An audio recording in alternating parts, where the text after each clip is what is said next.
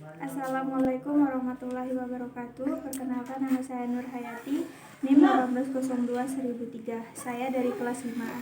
Nah, di kesempatan ini di MK Pembangunan Regional kita akan membahas yaitu tentang pendekatan kepariwisataan dalam perencanaan kota. Nah, di sini saya mengambil kota Gailuas, yaitu kota saya sendiri. Langsung saja, yang pertama yaitu rencana struktur kota Kabupaten Gailuas. Dalam pembangunan wilayah Kabupaten Gailuas sangat dipengaruhi oleh rencana struktur kota pembangunan nasional. Secara keseluruhan bertujuan sebagai berikut. 1. Pemerataan pembangunan dan pertumbuhan ekonomi yang meningkatkan ekonomi atau taraf hidup serta kesejahteraan seluruh masyarakat dan perbaikan struktur ekonomi. 2. Pemanfaatan ruang secara ekonomi dengan mengembangkan potensi sumber daya alam dan sumber daya manusia melalui berbagai usaha pengembangan ilmu dan teknologi yang sesuai dengan memperhatikan konvensi lingkungan hidup. Selanjutnya yaitu kawasan peruntukan pariwisata. Menurut Undang-Undang Nomor 10 Tahun 2009 tentang Kepariwisataan, pembangunan pariwisata dilakukan melalui pengembangan industri pariwisata, destinasi pariwisata, pemasaran, dan kelembagaan pariwisata. Arahan pemanfaatan untuk kawasan pariwisata adalah yaitu ada 5. Yang pertama, penataan di dalam kawasan wisata alam dan budaya dalam kaitannya dengan perletakan pembangunan dan atau infrastruktur pendukung kawasan, sehingga dapat terjaga fungsi konsep aslinya. B. Menata dan mengendalikan kawasan atau kegiatan budidaya lain yang terletak di sekitarnya, agar dapat saling berpengaruh yang tidak merugikan kedua pihak, yaitu pihak industri besar dan pihak kegiatan sekitarnya. C. Penguatan strategi pemasaran, dukung promosi yang gencar agar dapat dijaga saling berpengaruh dan berkelanjutan dengan objek wisata lainnya. D. Membangun infrastruktur untuk meningkatkan arus kedatangan wisatawan baik domestik maupun mancanegara. E. Peningkatan kemampuan pengelolaan objek wisata baik di kalangan aparatur daerah maupun masyarakat sehingga dapat dikelola dengan baik. Selanjutnya yaitu kawasan peruntukan pariwisata budaya. Wisata budaya dalam bentuk situs banyak terdapat di Gailuas seperti pacuan kuda dan tarian saman, yang mana kita ketahui yang telah diakui UNESCO sebagai warisan budaya non-benda. Adapun objek wisata budaya di Gailuas yaitu berupa A. Masjid Asal Penampaan, B. Area pacuan kuda tradisional, C. Makam Datu Pining. Nah, teman-teman bisa melihat gambarnya sendiri, yaitu yang pertama Masjid Asal Penampaan, gambar yang kedua yaitu pacuan kuda, gambar yang ketiga yaitu Makam Datu Pining. Selanjutnya yaitu kawasan peruntukan budaya alam.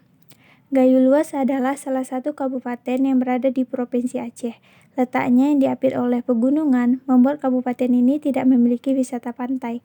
Namun jangan khawatir, karena Kabupaten Gailuas memiliki kawasan wisata menarik lainnya. Memiliki sumber daya alam yang berpotensi sebagai objek wisata alam, yaitu seperti Puncak Loser, Kedah, Genting. Nah, teman-teman bisa melihatnya di sini ada gambar yang pertama yaitu Puncak Loser.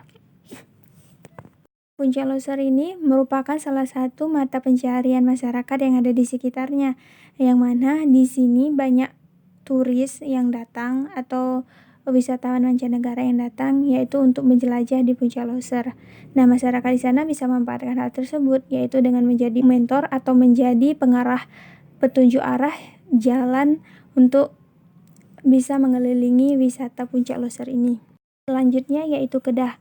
Nah, Kedah ini merupakan kaki Gunung Loser, yaitu banyak wisatawan asing juga di sana dan termasuk wisatawan lokal. Nah, di sini jika hari Minggu atau hari Lebaran atau hari libur begitu biasanya ramai dikunjungi masyarakat. Nah, selanjutnya yaitu ada Genting. Genting ini merupakan salah satu wisata yang bagus di Gailuas karena memiliki daerah yang dingin, cuaca yang dingin, embun yang banyak, jadi membuat daya tarik masyarakat ke sini itu tinggi. Selanjutnya yaitu ada air terjun Rebe. Nah, teman-teman bisa melihat ini gambarnya. Nah, ini menjadi salah satu yang sangat diminati oleh masyarakat, di mana air terjunnya itu kolamnya itu warna biru, tapi warna birunya tidak buatan melainkan alami. Selanjutnya yaitu ada Pantan Cuaca. Nah, Pantan Cuaca ini yang baru dirilis yaitu pada tahun 2020, tetapi di masa pandemi ini ditutup, semua wisata ditutup. Selanjutnya yaitu ada Uyun Beriring. Nah, ini sudah lama beroperasi. Tentunya ini sangat membantu masyarakat di sekitarnya, yaitu dalam bentuk ekonomi. Karena banyak sekali orang yang berkunjung sini dan banyak sekali yang meminati untuk sekedar foto-foto atau duduk-duduk, tentunya akan menambah perekonomian masyarakat sekitar. Nah, dari beberapa wisata yang kita lihat di atas tadi, dapat disimpulkan beberapa dampak yang terjadi, yaitu di industri pariwisata Indonesia, virus ini mulai memberikan dampak pada awal tahun 2020, yang mana banyak wisatawan membatalkan rencana perjalanannya. Keadaan ini tidak jauh berbeda dengan di Gayo Luas. Tentu penutupan wisata akibat pandemi COVID membuat pendapatan masyarakat yang bekerja di sana mengalami gangguan dan sebagian kehilangan mata pencarian atau pekerjaan.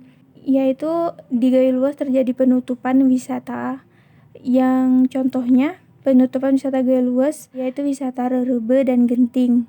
Hal ini dilakukan sesuai Surat Edaran Bupati Nomor 180 tentang perkumpulan tempat umum dan objek-objek yang ada di Kabupaten Gayo Luas. Hal ini dilakukan untuk menghindari penularan wabah virus corona. Mungkin itu dampak yang terjadi pada masyarakat di sekitar akibat penutupan pariwisata. Selanjutnya yaitu kesimpulan. Dalam pembangunan wilayah sangat dipengaruhi oleh rencana struktur kota untuk pemerataan pembangunan dan pengoptimalan sumber daya manusia dan sumber daya alam. Pariwisata adalah salah satu sumber mata pencarian masyarakat yang saat ini mengalami gangguan akibat COVID-19. Sekarang ini hanya bisa berharap keadaan ekonomi industri pariwisata segera pulih dan segera membaik, dan wabah COVID ini segera berakhir. Sekian presentasi dari saya. Jika ada kesalahan, saya mohon maaf. Terima kasih atas perhatiannya. Saya akhiri. Assalamualaikum warahmatullahi wabarakatuh.